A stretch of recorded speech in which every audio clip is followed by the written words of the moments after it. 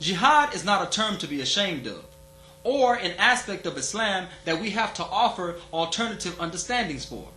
Even Jews and Christians fought in jihad side by side with Muslims against Christian crusaders.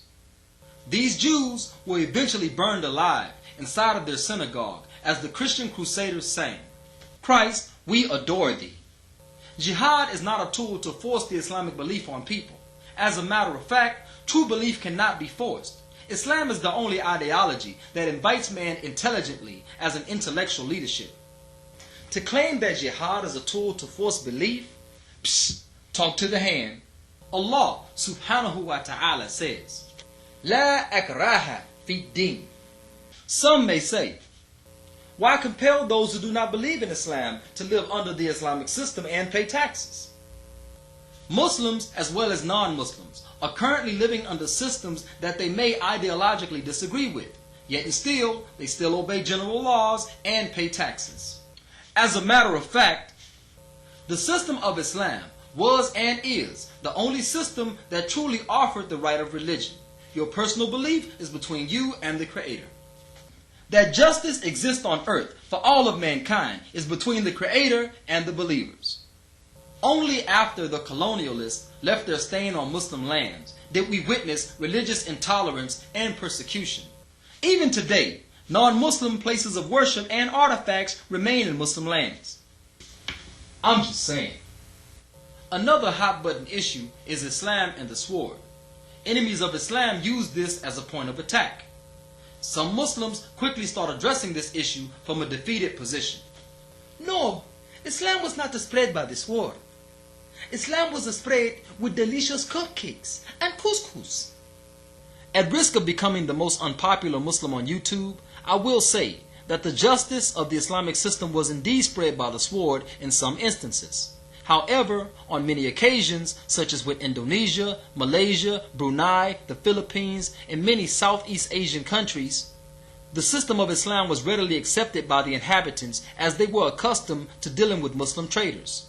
The hard fact is that those with the most to lose will fight the hardest to retain what they have. Oppressors do not legislate on behalf of the population, but for personal gain. So how else are we to extract these societal leeches? With delicious cupcakes and couscous? No. Allah subhanahu wa ta'ala says, وَلَوْ لَدَفْءُ اللَّهِ النَّاسِ بَعْدَهُمْ بِبَعْدٍ لَفَسَدَتِ الْأَرْضِ.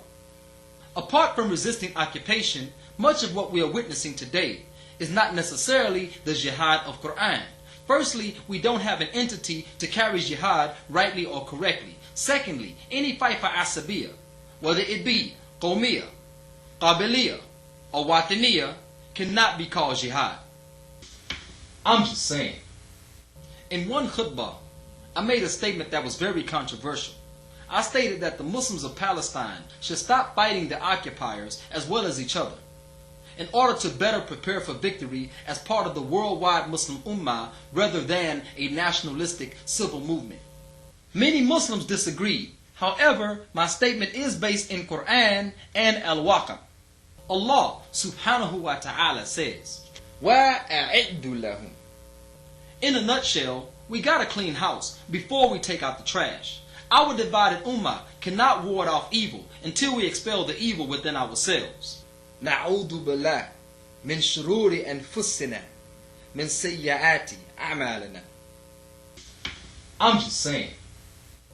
This has been Saudi Man for Dawahworks. Assalamu alaikum. Go for jihad?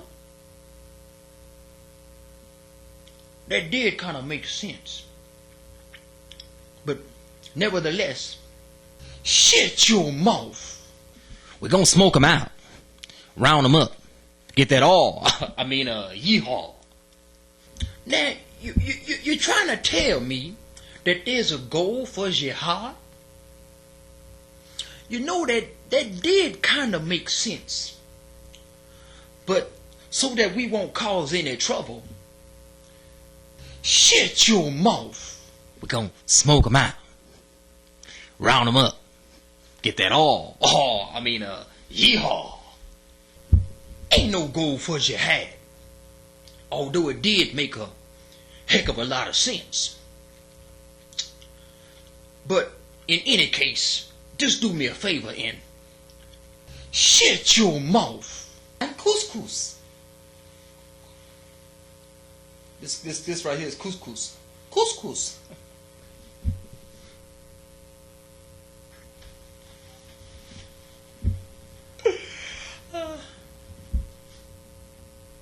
We're gonna smoke 'em out. Round 'em up. Get that all. Yeehaw.